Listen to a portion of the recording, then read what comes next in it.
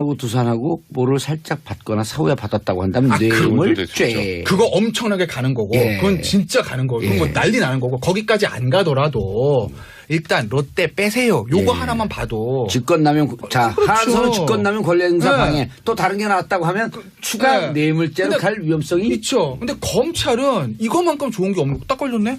그럼 이거 막 수사해가지고 어허. 야 박근혜 전 대통령이 이거 진짜 가정 예. 롯데를 빼라고 얘기했는데 해서 직권남용 권리행사 방해 이걸 추가해서 띄우는 건 무리가 없다는 거예요. 예. 왜냐하면 이제까지 박 전 대통령 죄랑 거의 동일하니까 형태도 어제 새로운 게 툭 튀어나온 게 아니니까 그러니까 아마 이거 수사해서 제가 봤을 때는 9월 말 10월 초에 추가 기소를 띄울 확률이 높다. 그러면 아하. 다른 재판과 병합해가지고 좀 충실하게 재판에 갈 수도 있다라는 거죠. 알겠습니다. 손소 변호사님. 네, 일단 자 요건 말고 추가 질문. 네. 또 오늘까지 세계일보에서 3일 연속 특종을 터뜨리고 있어요. 국정원 대선 댓글 개입. 네. 자 이것은 전임 정권에서 일어났는데 혹시 이것을 그때 당시에 알고 박근혜 대통령에게 관여하고 있었다면 그리고 이것을 묵인하고 있었다면 근데 이게 그 댓글 당시에 예 박근혜 대통령이 아니었죠. 아니었죠 후보였죠. 예. 그렇다면은 공무원 신분은 아닐 겁니다. 일단. 예. 그리고 또 이 국정원의 댓글을 조작할 때 박근혜 대통령 당시 박근혜 후보가 직접적으로 어떻게 관여했느냐 여부를 밝히는 게 쉽지는 않을 것 같아요. 그렇죠. 네. 그래서 또 관여를 했다고 섣불리 가정하기도 좀 어려운 상황이고 현재로서는. 그러나 2012년 9월 2일 독대가 있죠. 100분간의 독대를 네. 통해서 끝나고 나면서 태풍 대책을 잘합시다. 독대하고 나서. 물론 그 당시에 그 독대가 굉장히 의미가 있었고 예. 그 후에 그 양자가 이거를 걸기 힘들겠다. 네, 갈등 관계에 있었지만 그 후에 또 묘하게 또 협력 관계, 협조 관계로 또 변하는 그런 너무 기조는 친해졌어요. 있었거든요. 예. 그렇다고 한다면 의심은 되고 의심은 되지만 짐작을 할 수 있겠지만 과연 거기까지 밝힐 수 있겠느냐 아하. 그 부분은 좀 글쎄요 확신하기는 어려울 것 같아요. 그럼 아까 지적했던 그 면세점 문제는 네, 그 부분은 밝힐 가능성이 상당히 있지 않을까 싶습니다. 왜냐하면 지금 감사원 감사 결과 드러난 사실이고 예. 그리고 또 짐작을 해볼 때 추측을 해보면 도대체 왜 그렇게 점수 조작이라는 아주 무리한 방법까지 동원했을 것이냐 라고 한다면 뭔가 이유가 있을 텐데요. 첫 번째로 해당 관세청 공무원들이 사적인 이익을 취하기 위해서 예. 뇌물을 받고 뭐 그 가능성이 있겠고요. 두 번째로는 그게 아니라 어딘가 윗선에서 지시가 내려왔을 가능성. 예. 아니면 윗선에서 지시를 받은 관세청의 고위 공무원이 실무자들에게 넌지시 지시를 하거나 시켰을 가능성. 지금까지 나오는 거 보면 근데 대통령이 4개 추가 지시를 했다라고 네. 하는 언론보다 물론 확인은 안 됐지만 기자들이 확인 안 하고 또 쓰진 않았을 거 아니에요. 그렇습니다. 그렇다고 한다면 관세청 공무원의 개인적인 비리나 그런 그 수뢰 사건이라기보다는 정치적인 어떤 누군가의 지시라든지 영향력이 있었을 가능성이 더 높아 보이고요. 예. 그렇다면 최정점에는 역시나 수사와 재판이 필요합니다만 박근혜 전 대통령 최순실 씨가 역시나 관여되어 있지 않겠느냐 가능성 충분히 있다고 봅니다. 그렇다고 한다면 10월 16일 구속기간 만료 전에 박근혜 뇌물수수 재판이 끝나지 않는다고 한다면 이 건으로 네. 추가 기소될 가능성이 좀 더 높아졌다. 네, 추가 기소뿐 아니라 추가로 구속영장을 청구한 다음에 발부돼서 이제 그 구속 기간이 종합적으로 볼 때 더 길어지는 효과를 검찰이 누릴 수가 있게 되죠. 그렇죠. 너무너무나 비정상적인 상황이었기 때문에 어허. 이게요 그냥 뭐 공무원 한두 명 가지고 그냥 뚝딱뚝딱 해가지고 면세점 결정해서 날리고 할 수 있는 상황이 아니에요. 그렇죠. 거기다가 또 가만 생각해보면 관세청장이 중간에 한번 바뀌죠. 최순실 씨에게 충성맹세를 했다라고 하는 천홍욱 관세청장으로 바뀌죠. 어허. 그러면 그게 이제 롯데를 떨어뜨리고 그 이후에 이제 롯데를 다시 이제 뭐 선정을 시켜주는 그 과정에 이제 이 관세청이 들어오고요. 그리고 또 이분은 고발당했어요. 이번에 검찰에 고발당한 게 이 선정 사업자들이 관련된 낸 사업 계획서나 뭐 기타 관련 자료를 다 폐기시켰어요. 그거 왜 폐기시켰을까요? 밝혀내기 힘들게 하려고 폐기시킨 거 아니에요. 간단하게 생각을 하면. 이제 그렇기 때문에 그러면 여기에 이제 바로 벌써 이제 최순실 씨의 그림자가 딱 보이잖아요. 예. 그리고 두산 같은 경우에는 원래 미르재단 K스포츠재단에 출연하기로 돼 있지 않았는데 면세점 사업에 뛰어들면서 두산도 추가시켜라. 이런 얘기가 나와요. 예. 그렇다면 무언가 이 면세점 사업권과 관련해서 이 권력 최상위층의 입김이 없으면 불가능한 구조로 진행이 된 사건이기 때문에 말씀하셨던 것처럼 결국은 최순실 씨의 그림자. 그럼 최순실 씨의 그림자는 거의 뭐 항상 박근혜 전 대통령과 같이 가니까 검찰에서 이제 감사가 아니라 이제 검찰이 제대로 수사를 하게 되면 이 부분으로 추가 기소를 띄울 수 있는 가능성은 굉장히 높다 이렇게 봐야 될 것 같아요. 특히나 이제 네. H그룹이 새로 등장하잖아요. 예. 그런데 그 H그룹이 바로 이름 나왔어요 아까. 아 그래요? 하나라고. 했나요? 네. H그룹이 하나예요? 하나, 아니 뭐 네. 하나가 두산 했나요? 던졌다고 다 나오는. 네. 그 그룹이 승마 관련해 가지고 또 삼성으로부터 넘겨받아서 승마협회 주관사가 됩니다. 회장이 되죠. 그럼 원래 하나가 있다가 원래 삼성으로 그러네요. 넘어가죠. 예. 예. 그런데 그 승마 관련된 그런 그 연관점도 있기 때문에 예. 혹시라도 이번 사건 관련해서 참 지금까지 드러나지 않았던 새로운 범죄 사실 또 새로운 그런 그 관련 그 대기업들이 드러날 수 있기 때문에 간단한 사건은 아닌 것 같아요. 이것만 보더라도. 하나는요. 하나는 63 빌딩에다가 면세점이 들어가요. 그것도 한 방송국 끼고 63 빌딩에. 그런데 이거 하다가 어쨌든 받긴 받았는데 중국 어쩌고저쩌고 했고 다들 사업이 안 돼요. 안 되죠. 예. 그 받고 맞고 손해보고 있죠. 지금 롯데는 예. 이것 때문에 그 당시 4,400억 정도 손해를 봤대요. 예. 근데 한 번에 이의도 제기하지 못했습니다. 근데 무서우니까. 롯데는 그 와중에 보면 K재단 밀스포츠 재단 투자할 때 돈을 줬다 뺐다 줬다 뺐다 압수수색 들어갔다 나가면서 그랬죠. 뭔가 미운털이 박힌 흔적이 보이잖아요. 아니 그러니까 그리고 또 MB 때 예. MB 때 그 제1롯데월드 그 인허가 과정에서 특혜를 받았다는 의혹이 있어서 박근혜 전 대통령과 또 MB가 생각보다 사이가 썩 좋지 그렇죠. 않잖아요. 전방위적으로 그 예. 박근혜 대통령 들어갔고 전방위적으로 수사 그래서 조사도 롯데가 받고 그랬잖아요. 처음부터 막 굉장히 힘들었었잖아요. 이제 그 다음에 이제 어느 뭐 쉽게 말해서 면세점을 다 탈락을 시키고 원래 2년에 한 번씩 해야 되고 갑자기 박근혜 대통령이 이제 4군데 추가하세요. 예. 근데 작년에 메르스 때문에 관광객도 없었는데 그것도 조작해가지고 올라갔단 말이에요. 그러니까 알겠습니다. 이 정도 상황이라면 추가 여유가 기소다? 됐다고 보는 게 일단은 합리적이라고 봐야죠. 알겠습니다. 그러면은 자 요건을 갖고 아까 김태현 변호사는 추가 기소될 것이다. 추가 기소. 아니 그러니까 검찰은 딱 걸린 거라니까 지금. 어허. 아니 왜냐면 이게 없으면요. 예. 아까 제가 그 아니 얘기하기 간단 명료하게 추가 기소 된다 안 된다? 된다. 구속 기소 된다 안 된다? 추가 기소하고 구속영장 새로 발부받아서 구속기간 연장한다. 그래서 아마 10월 16일부터 9월 말쯤에 영장은 지금 7월이니까 2달 수사하고 9월 초 9월 말에 영장을 치고 새로 발부받으면 혹시 기각될 가능성에 대비해서?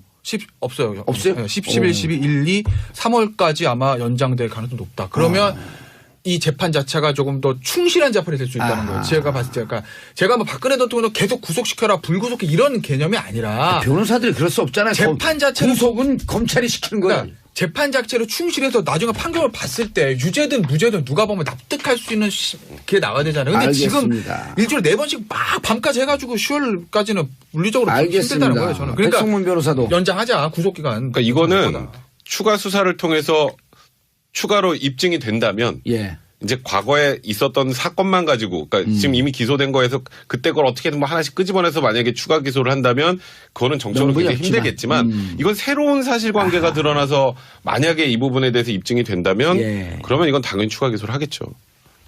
네, 변호사 역시 변호사님. 같은 생각이고요. 예. 특히나 여기에 더해서 관세청장의 충성 맹세 사건 예. 그리고 또 관세청장뿐 아니라 최순실 씨가 인선에 개입한 모든 사람들에 대한 확인 정말 샅샅이 다 해야 됩니다. 무서워요. 그 검찰이 하겠죠. 하고 있지 않을까요? 왜 가이드라인을 주세요 방송에서. 아이 뭐 예, 이렇게 했으면 좋겠습니다라고 해도 가이드라인이 되는 겁니다. 자, 그런데 얘기해주죠. 패널도 그런 얘기 못할 거면 출연료를 왜 받습니까?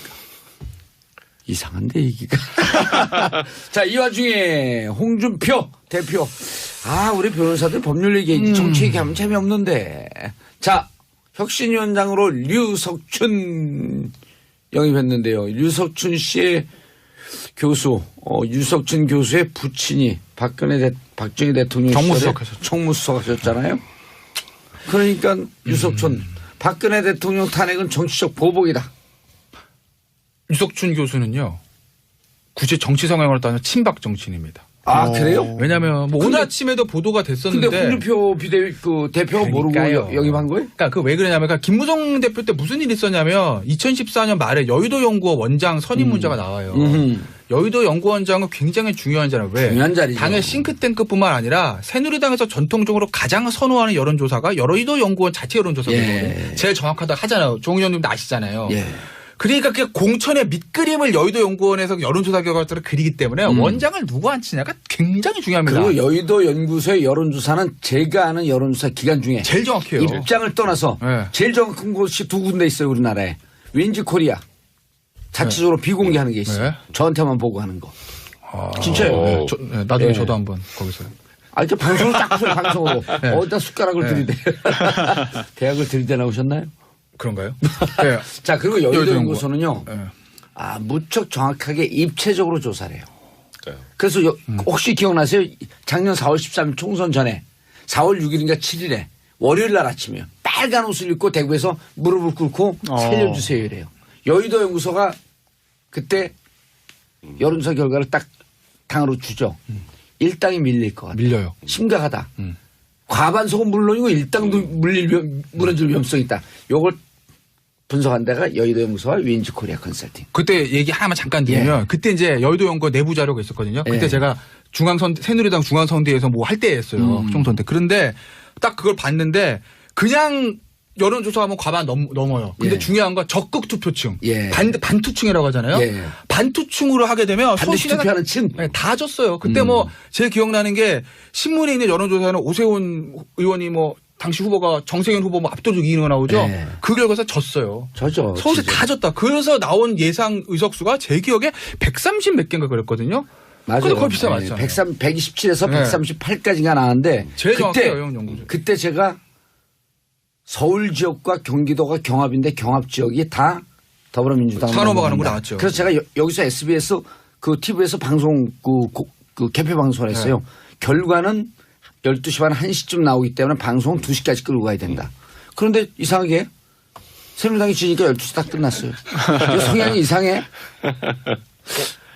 근데 네, 왜- 질문에 어쨌든 여의도 연구 어쨌든 여의도 연구원으로 그 지금. 정도 중요한 예, 기관인데 유석준. 근데 아, 잠시 잊었어 우리. 그때 김우성 대표가 돌아가신 박세일 교수를 영입하겠다고 해요. 예. 거기는 친박이랑 사이가 안 좋잖아요. 박근혜 예. 전 대통령이랑 싸우고 나간 사람이니까. 그렇죠. 근데 그때 가장 친박은 합리적인 보수층. 제일 합리적인 보수층이죠. 그런데 그때 친박에서 민 사람이 유석준 교수예요. 청와대에서. 청와대에서. 그래서 7개월 동안 여의도 연구원장에 공석이 되다가 김종석 원장 여고 그다음 총선에서 배지를 다시죠. 전국 비례대표로. 어쨌든 전국구 비례대표요? 비례대표로. 비례대표. 그다음에 7개월 후에 온 김종석 전 의원이 팟캐스트 이름이에요. 뭐 비례대표. 아니, 광고 한번 해드리려고 제가. 네. 근데 그 정도로 이제 청와대에서 좀 밀었던 사람이고 예. 유석준 교수가 이제까지 신문이나 칼럼 썼던 거 어제 기자회견했던 얘기를 보면 탄핵은 정치적 탄핵이다 얘기합니다. 박근혜 전 대통령을 탄핵 정부에서 니네 이 당은 뭘 하고 있었니? 지리멸렬하고 있었어. 그 얘기 뭐냐? 왜 똘똘 뭉쳐서 박근혜 전 대통령을 지키지 못했니라는 얘기고 그리고 실명으로 서청원, 최경환, 윤상현 나가라는 얘기까지 합니다. 예. 신문 칼럼에서도 해요. 그런데 그 이유가 너희들도 국정농단에 책임이 있으니까 같이 책임져야 되지 않겠니?가 아니라 왜 박 전 대통령을 옆에 붙어서 득은 다 보고 박 전 대통령 위기에 몰렸을 때 장세동이 전두환 전 대통령을 나서던 것처럼 앞장서서 나가서 싸우지 못해 이겁니다. 그러니까 결이 우리가 생각하는 건 좀 다른 거예요. 예. 그래서 강한 분인데 문제는 유석준 교수는 대학 교수니까 본인의 생각을 가지고 뭐 또 무조건 좋다 나쁘다 할 수는 없어요. 본인의 생각이 그런 거 어쩌겠습니까? 문제는 홍 대표가 왜 유석준 교수를 이 타이밍에 혁신위원장을 안 쳤느냐. 그게 중요한 거예요. 그거는 백성문 변호사가 답하겠다. 근데 그러니까 지금 홍준표 대표의 성향을 쭉 보면 대선 때 뭐 마치 친박과 싸울 것 같이 했으나 친박 안고 갔죠. 친박 도움으로 거기까지 거기까지 올라갔잖아요. 그리고 그때 그 징계 다 해제해주고. 예, 그때 그렇죠. 기억나잖아요. 양박. 네, 그러니까 그것도 양아치 그 친박 위에 얘기하다가 슬쩍 어느 순간에 친박을 껴안고 예. 태극기를 껴안았어요. 그 태극기 집회를 껴안았어요. 그리고 이번에도 뭐 미국에 가 계실 때 또 페이스북을 통해서 거의 뭐 친박을 바퀴벌레라고 하고 막 엄청나게 큐박이라 싸웠죠. 그랬죠. 큐박. 큐박. 그렇게 싸우다가 어쨌건 당대표가 됐는데 당대표가 된 상황에서 친박을 다 버리고는 못 간다는 거예요. 그리고 태극기, 그러니까 소위 말하는 우리 탄핵 때 태극기 집회 참석하셨던 분들, 그러니까 예. 박근혜 전 대통령의 탄핵을 반대했던 분들을 버리고 이 당이 계속 갈 수는 없다는 거예요. 그러니까 거기도 끌어안기 위해서 본인은 계속 친박과 싸운다는 얘기를 하면서도 여기 이렇게 혁신위원장에 어찌 보면 전형적인 가장 친박스러운 분을 앉힌 거죠. 그래서 일정하게 친박의 러브콜을 던졌다 이렇게 보시는 거예요? 적당한 견제와 균형 관계죠. 적당한 견제 균형 관계. 자, 당내도 시끄러워요. 자유한국당 내도 장제원 다음 주 정치쇼 정봉주의 대타로 오실 장제원 의원도 뭐라 하냐면 당이 혁신의 이름으로 극우화 심각하게 우려된다. 네. 그러니까 홍준표 의원이 뭐 사전을 찾아봐라 뭐라 그랬나. 그거란 개념이 무엇이냐. 예, 그렇지. 개념을 한번 들여다봐라. 네. 어떻게 보세요, 손수호 변호사님? 저도 장제원 의원의 우려에 공감할 수밖에 예. 없는데요. 이게 혁신위원장이 혁신을 해야 되는데 오히려 당을 더 퇴행시키는 게 아닌가라는 우려가 듭니다. 아하. 왜냐하면 이 유석춘 교수가 2015년에 일베라는 사이트에 대한 이야기를 했는데요. 글쎄요. 이게 국민들의 일반적인 그런 통념과 좀 맞지 않는 부분이 많이 있습니다.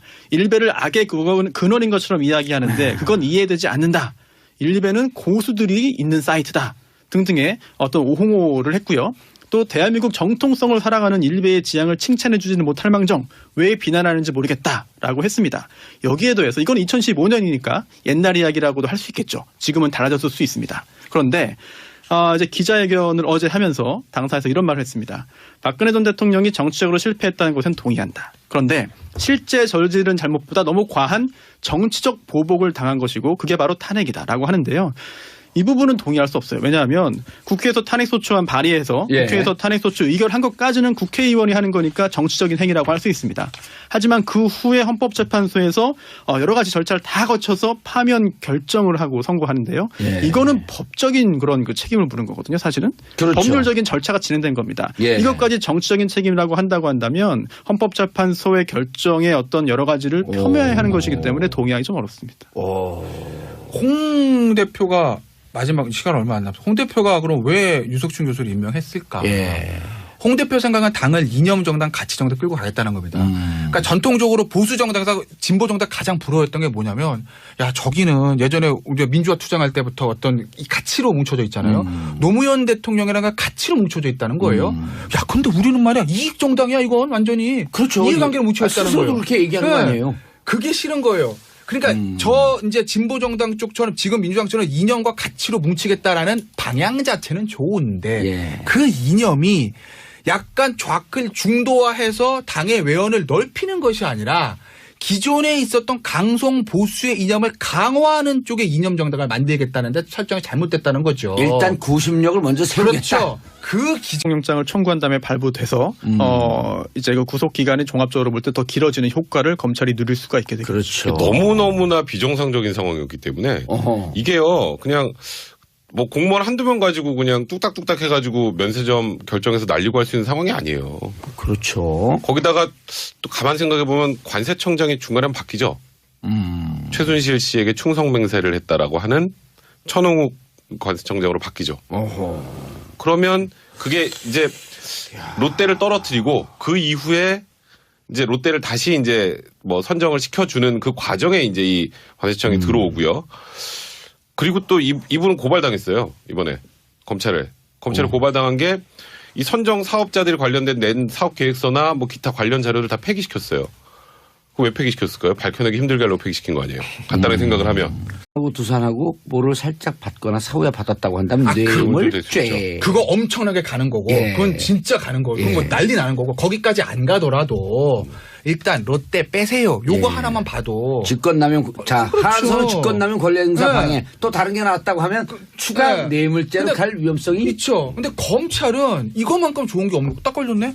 그럼 이거 막 수사해가지고 어허. 야 박근혜 전 대통령이 이거 진짜 가정 예. 롯데를 빼라고 얘기했는데 해서 직권남용 권리행사 방해 이걸 추가해서 띄우는 건 무리가 없다는 거예요. 예. 왜냐하면 이제까지 박 전 대통령 죄랑 거의 동일하니까 형태도 어제 새로운 게 툭 튀어나온 게 아니니까 그러니까 아마 이거 수사에서 제가 봤을 때는 9월 말 10월 초에 추가 기소를 띄울 확률이 높다. 그러면 아하. 다른 재판과 병합해가지고 좀 충실하게 재판에 갈 수도 있다라는 거죠. 알겠습니다. 손수호 변호사님. 네, 일단- 자 요건 말고 추가 질문 네. 또 잘합시다. 독대하고 나서. 물론 그 당시에 그 독대가 굉장히 의미가 있었고 예. 그 후에 그 양자가 이거를 걸기 힘들겠다. 네, 갈등 관계에 있었지만 그 후에 또 묘하게 또 협력 관계, 협조 관계로 또 변하는 그런 너무 기존이 친해졌어요. 있었거든요. 예. 그렇다고 한다면 의심은 되고 의심은 되지만. 짐작을 할 수 있겠지만 과연 거기까지 밝힐 수 있겠느냐 아하. 그 부분은 좀 글쎄요 확신하기는 어려울 것 같아요. 그럼 아까 지적했던 그 면세점 문제는 네, 그 부분은 밝힐 가능성이 상당히 있지 않을까 싶습니다. 왜냐하면 지금 감사원 감사 결과 드러난 사실이고 그리고 예. 또 짐작을 해볼 때 추측을 해보면 도대체 왜 그렇게 점수 조작이라는 아주 무리한 방법까지 동원했을 것이냐 라고 한다면 뭔가 이유가 있을 텐데요. 첫 번째로 해당 관세청 공무원들이 사적인 이익을 취하기 위해서 예. 뇌물을 받고 그 가능성이 있겠고요. 두 번째로는 그게 아니라 어딘가 윗선에서 지시가 내려왔을 가능성. 예. 아니면 윗선에서 지시를 받은 관세청의 고위 공무원이 실무자들에게 넌지시 지시를 하거나 시켰을 가능성. 지금까지 나오는 거 보면 근데 대통령이 4개 추가 지시를 했다라고 네. 하는 언론 보도가 물론 확인은 안 됐지만 기자들이 확인 안 하고 또 쓰진 않았을 거 아니에요. 그렇습니다. 그렇다고 한다면 관세청 공무원의 개인적인 비리나 그런 그 수뢰 사건이라기보다는 정치적인 어떤 누군가의 지시라든지 영향력이 있었을 가능성이 더 높아 보이고요. 예. 그렇다면 최정점에는 역시나 수사와 재판이 필요합니다만 박근혜 전 대통령 최순실 씨가 역시나 관여되어 있지 않겠느냐 가능성 충분히 있다고 봅니다. 그렇다고 한다면 10월 16일 구속기간 만료 전에 박근혜 뇌물수수 재판이 끝나지 않는다고 한다면 이 건으로 네. 추가 기소될 가능성이 좀 더 높아졌다. 네, 추가 기소뿐 아니라 추가로 구속. 오늘까지 세계일보에서 3일 연속 특종을 터뜨리고 있어요. 국정 대선 댓글 개입. 네. 자, 이것은 전임 정권에서 일어났는데 혹시 이것을 그때 당시에 알고 박근혜 대통령에게 관여하고 있었다면 그리고 이것을 묵인하고 있었다면 근데 이게 그 댓글 당시에 예. 박근혜 대통령이 아니었죠. 아니었죠. 후보였죠. 예. 그렇다면은 공무원 신분은 아닐 겁니다. 일단. 예. 그리고 또 이 국정원의 댓글을 조작할 때 박근혜 대통령 당시 박근혜 후보가 직접적으로 어떻게 관여했느냐 여부를 밝히는 게 쉽지는 않을 것 같아요. 그렇죠. 네. 그래서 또 관여를 했다고 섣불리 가정하기도 좀 어려운 상황이고 예. 현재로서는 그러나 2012년 9월 2일 독대가 있죠. 100분간의 독대를 네. 통해서 끝나고 나면서 태풍 대책